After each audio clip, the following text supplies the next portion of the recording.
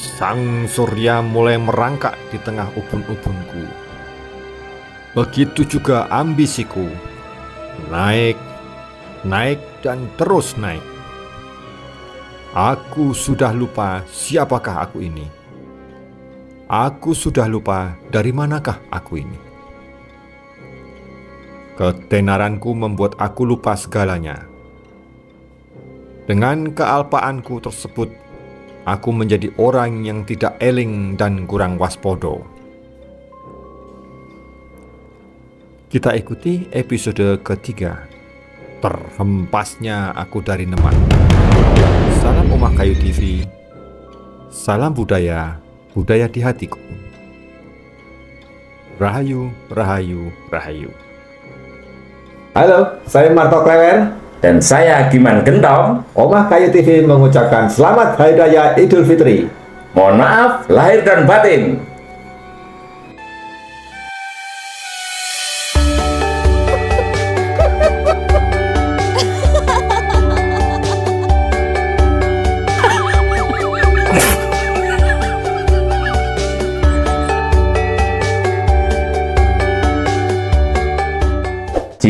Prolog. Halo pemirsa Omah Kayu TV, masih dalam konten Godak Gathuk Gethuk ngalor ngidul Ora gathuk. Yes. Bali meneh. Kembali lagi Kang Marto. Iya. Kita comeback. Kita godak-godak, gaduk-gaduk. Iya. Lip penting ada jodakan. Tur gathuk-gathuk ke. Gaduk-gaduk ke. Mak comblang. Kemarin habis berlebaran. Wah. Gimana aura lebarannya? Ya, luar biasa. Jogja macet. Pol 11.000 berapa yang datang ke Jogja? 11.000 pemudik datang ke Jogja. Menu-menuin Jogja. Tapi ya membawa berkah buat Jogja. Ya, membawa berkah buat para pedagang. Ya. Ya banyak lah. Betul. Banyak untungnya. Tapi juga ada, maksudnya juga ada yang mungkin kecewa. Ya, Kenapa? Ya nggak tahu. Yang penting ya pasti ada lah kekecewaan itu. Tapi ya momen 1 tahun sekali. Ya. Ya, sekarang apakah Joko Tingkir juga lebaran ini? Bagaimana? Gimana? Masih penasaran dengan cerita kemarin? Jelas, tak tunggu-tunggu ya.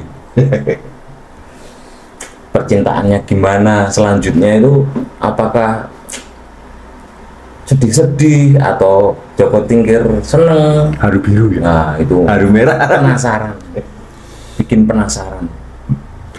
Ya. Jadi episode 2 kemarin membicarakan mengenai Joko Tingkir kasmaran. Nah, obrolan kali ini kita masih membicarakan tentang Joko Tingkir. Kira-kira nanti episode sampai Sebelumnya apa? kenapa kok kontennya diganti? Oh, Gitu. karena ada pemirsa Oh iya, yang meminta kata di belakangnya diganti. Terlalu kasar mungkin bagi orang Jogja ya. Ya, terlalu kasar katanya. Katanya. Oke, jadi kita kembali lagi ke Joko Tingkir. Jadi terusan dari kemarin, kalau salah Joko Tingkir sudah mulai naik posisi menjadi kepala prajurit. Ya, ya kan? Ya, Ingat ya? keren, ya. Oke. Nah, karena dia menjadi kepala prajurit itulah dia sering ditugasin Sultan Trenggono untuk mengikuti kemana Sultan Trenggono pergi. Jadi pengawal. Bukan pengawal langsung, agak jauh, tapi dia tetap diajak misalnya. Selalu diikut sertakan lah. Betul. Ketika Sultan Trenggono ke Kemana? mana. Ke misalnya dia berburu, kemudian istilahnya kunjungan ke kerajaan-kerajaan kecil, dia mulai ikut karena Sultan Trenggono tahu bahwa ini bakal calon mantu. Kunjungan kerja itu. Kunjungan kerja. kedinasan. Plat merah ya Bang. Nah, kemudian ada juga suatu hari dia diajak pesiar. Pesiar. Iya, zaman dulu tuh ada pesiar juga. Pesiarnya menuju ke pelabuhan. Kalau Demak kan dulu itu terkenalnya kan kapal-kapal ya. Oh iya. Kapal-kapal yang besar juga zaman dulu. Apa itu? Tempat berlabuhnya Berlabuhnya. kapal-kapal perdagangan. Dan kalau nggak salah itu juga prajurit Demak juga kuat sekali kan dulu, sampai mengusir Portugis dulu zaman itu. Nah, kerajaan itu punya tanggal juga kapan mau liburan dengan keluarga, dengan istri, Tanggal merah barang. mudik. Nah, ini sekeluarga itu mereka bermain istilahnya wisata, Plesir. plesir, mau naik kapal. Nah, sebelum naik kapal kan naik kereta dulu perjalanan itu. Nah, yang Bisa ada kereta. apa? Kereta kuda. Kereta kuda. Ya harus dijelaskan. Nanti pemirsa itu ya bingung. Zaman Demak udah ada kereta. Wah, Sancaka, kereta listrik. Argo bedek. Ya, dia naik kereta berkuda itu, kemudian di sampingnya selalu ada Joko Tingkir. Tapi Joko Tingkir pada saat itu dia berada di kereta nomor 3, di mana kereta nomor 3 itu isinya adalah putri Cempaka. Jadi putri Cempaka naik kereta, kita bayangin naik kereta jendela, Joko Tingkir naik kuda di sebelahnya. Wah, rasane Dikawal. gimana itu? Kekasihnya. Iya, dia ngobrol terus gitu dengan Oh gimana? Gimana gentong? Jadi dia ngobrol sampai berpacaran gitu kan, bapaknya di depan tahu pola anakku calon mantu, calon mantuku. Gak martabak ya? Hah? Gak usah lu, ini mas. Nah, saat menuju pelabuhan itu ada seorang pemuda yang masih terah, itu memperhatikan Joko Cerahnya Tingkir. Sultan Trenggono. Ya. Memperhatikan Joko Tingkir. Memperhatikannya itu cemburu atau Tidak senang Oh, tidak senang ya. dengan Joko Tingkir yang Dekat sama dekat dengan Ratu Cempaka dan dekat dengan Sultan Trenggono. ya, Kecemburuan. ya betul. Siapa itu? Beliau adalah Aryo Penangsang. Jadi ada tokoh lagi yang namanya Aryo Penangsang, tapi kita tidak usah jauh-jauh bicarakan itu karena kita akan berfokus kepada Joko Tingkir. Aryo Penangsang masih terah situ karena bapaknya dia juga keturunan langsung daripada Sultan Demak pertama, Raden Patah, sama dengan Sultan Agung. Tapi di kisah akhirnya nanti ada juga cerita Aryo Penangsang. Kalau di cerita kita yang dulu tentang Gagak Emprit, Ya, ada. Aryo Penangsang dibunuh sama Tapi kan dipotong ya. Aryo Penangsang, nggak ada itu Nggak ya? ada. Oh, nggak ada. Belum diceritakan ya?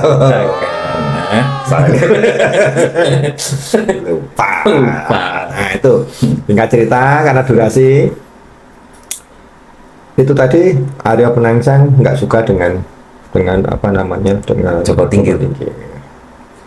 Tapi Joko Tingkir nggak mempedulikan itu dan nggak tahu, usianya hampir sama kayak Joko Tingkir. Nah, setelah sampai di pelabuhan, kita singkat cerita, dia mulailah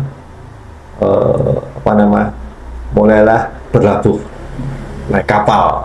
Ada beberapa kapal, tapi Joko Tingkir ikut di kapalnya Sultan Trenggono beserta Ratu Mas Cempoko. Satu kapal. Ada lagi satu temennya Joko Tingkir. Ayo, siapa ayo? Iya. Zakir. Masa diajak? Zakir Sambat itu selalu ikut Joko Tingkir. Istilahnya apa jenenge prajurit prajurit dagelannya itu ya, ada wah. Ya. Nah, setelah sampai di muara sungai, ada kejadian yang sebetulnya jarang sekali. Memang daerah itu daerah bahaya. Di situ ternyata banyak buaya. Banyak sekali buaya. Nah, ada satu buaya yang mulai mendekati perahu daripada Batu Mas Cempoko atau Sultan Trenggono itu, termasuk Joko Tingkir. Sultan Trenggono sebetulnya tinggal tak aja mati gitu. Tapi lagi-lagi dia pengen ngetes tentang Joko Tingkir itu. Seberapa besar dia punya kerentak untuk melindungi anaknya. Nah, Dan seberapa sakti dia. iya, terus ngomong sama si Takir. Kir, boyo Kir. Terus udah, dia kan atasan. Iya. Dia kan merasa istilah atasannya posisinya harus dhuwur loh. Dia ngomong sama Takir. Kir, boyo Kir. Wah, lah kuwi aku bagus-bagus ini mau dipakake boyo. Maksudku itu kamu bunuh buayanya. Ayo ndak mungkin aku bisa sama buayanya gede boyone.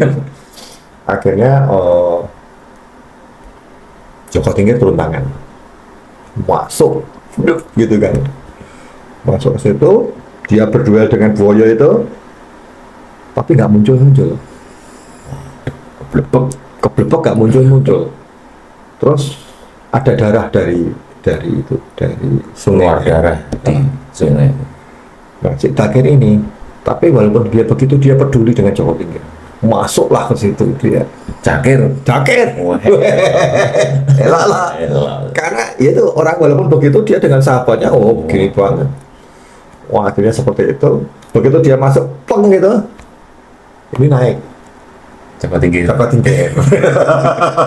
Gantian Cakir.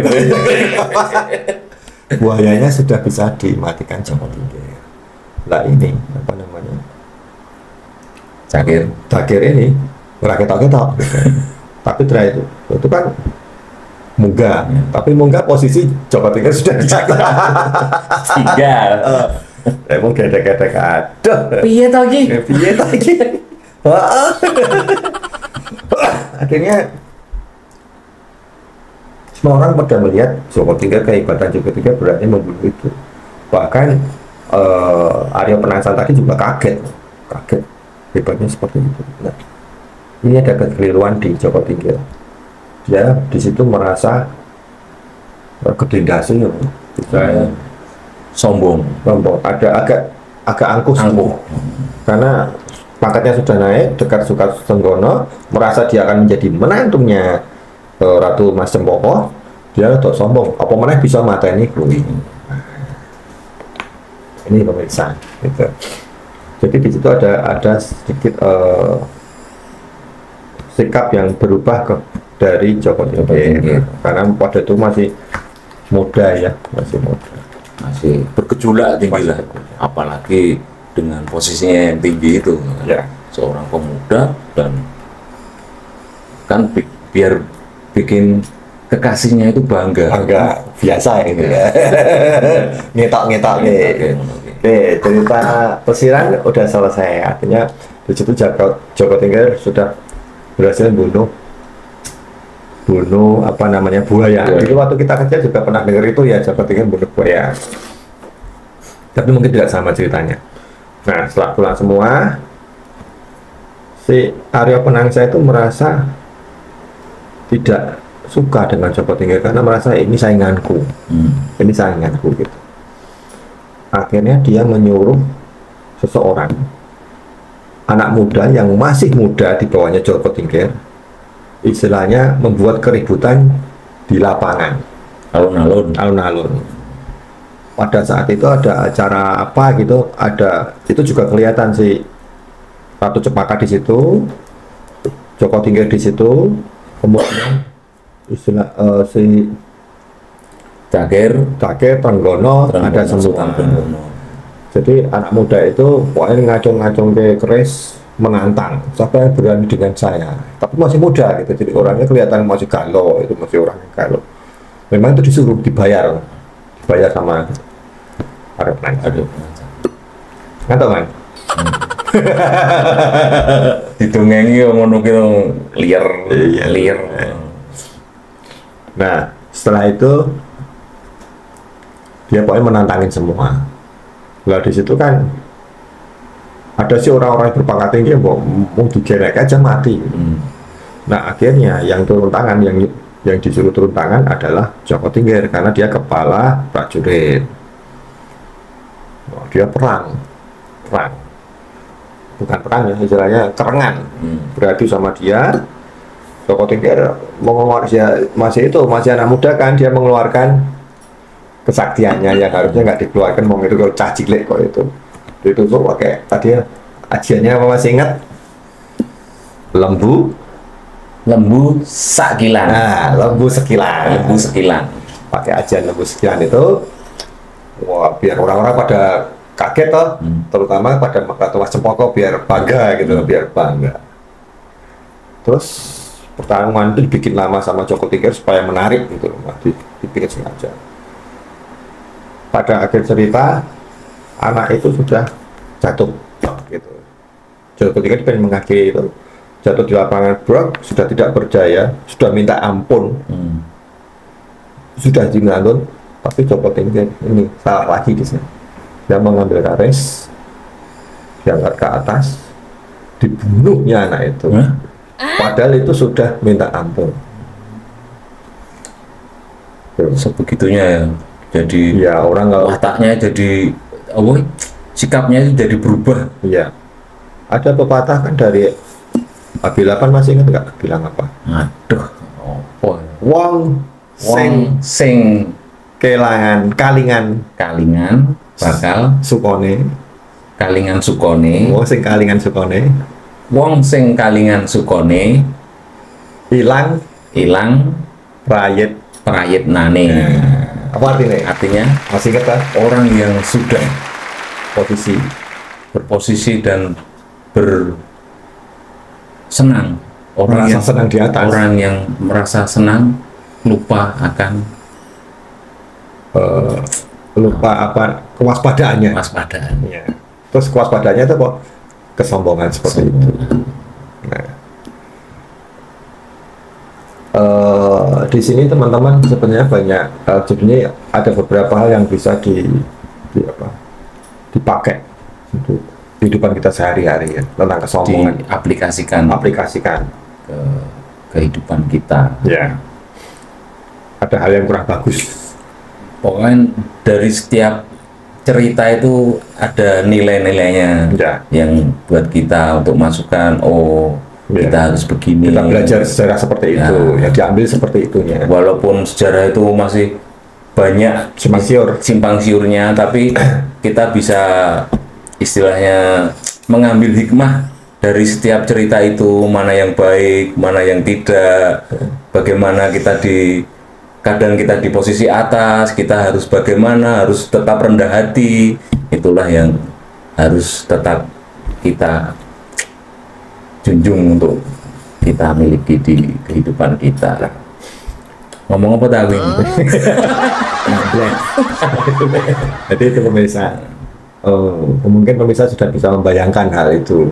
Jadi orangnya sudah lempe-lempe, dia sudah lempe-lempe tapi masih sudah dibunuh seperti itu. Padahal sudah mengaku kalah. Nah, Itu namanya melanggar HAM. HAM ya, kalau Iya sekarang lah. nggak HAM ya. Perang itu kalau udah menyerah Sudah. tidak boleh Terus saya ngangkat bendera sudah ya. Nah, harusnya jadi tawanan perang. dan dia pada saat itu setelah menusuk itu bangga gitu loh. Tapi apa yang terjadi dengan Ratu Cempaka? Nangis. Bahkan orang-orang di sekitarnya itu juga Kaget. Kok nggak? Mereka tak ada yang tepuk tangan, cuma domblong gitu. Malah domblong gitu loh.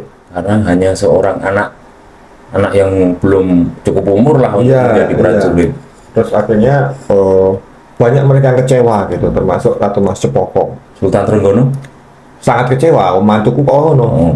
Akhirnya setelah kejadian itu dipanggil si Joko Tingkir, kemudian diadakan sidang.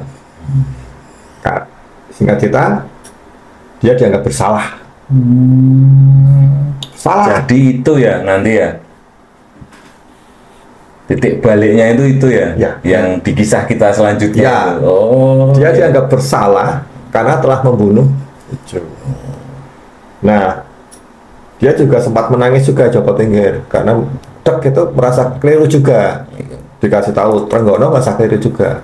Akhirnya Trenggono memberikan keputusan, kamu harus pergi dari tanah Demak. Tidak boleh masuk lagi tanah Demak. Diusir. Yang sakit hati, orang sakit hati remuk kabeh itu. Ratu Majapahit remuk, Trenggono juga remuk berkorban. Si itu juga Cakir ya kehilangan konco. Joko Tingkir juga seperti Joko Tingkir ya jelas. itu menyesal banget. Soalnya dibangun dari rendah bawah sampai bertingkat-tingkat sampai menjadi posisi sekarang ini kan perlu butuh perjuangan. Ya itulah tadi. Jadi sebaik-baik apapun orang, kalau kita ada sedikit aja cacat, orang akan ngomongin kita gitu. Tapi itu bukan itu. Bukan itu ya. Bukan ya. Bukan. Nyambung gitu ini. Itu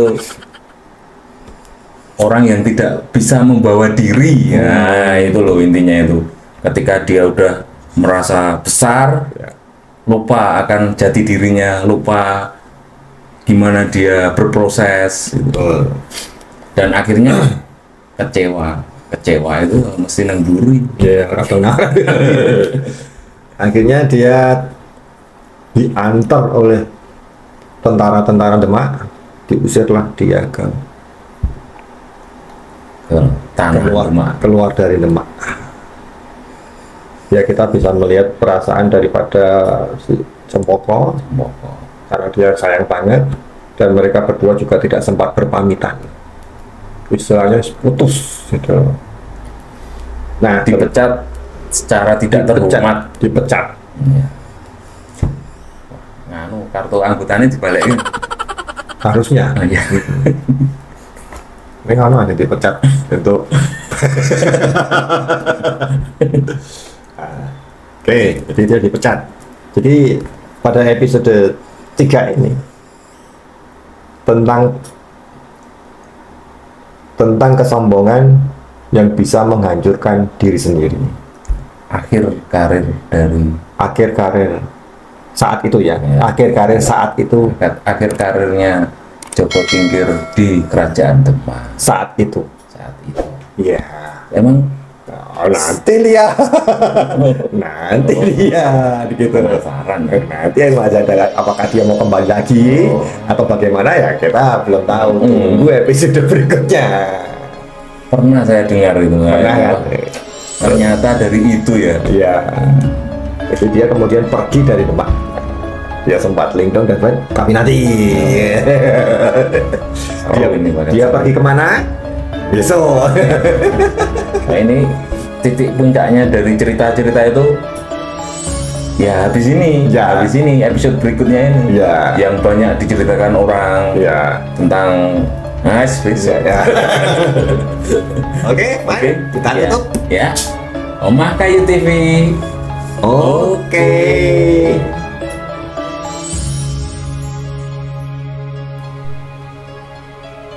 Wejangan dari Sinuwun Sultan Hamengkubuwono ke-8. Wong sing kalingan sukone ilang prayitnane. Orang yang ketutupan kebahagiaan dan kesenangan akan hilang kewaspadaannya. Kadang pada posisi di atas, posisi bahagia, posisi senang, hendaklah selalu mengingat bahwa kita bukan siapa-siapa. Kita adalah makhluk Tuhan Yang Maha Esa. Dan berusahalah selalu rendah hati. Salam Omah Kayu TV, salam budaya, budaya di hatiku. Rahayu, rahayu, rahayu.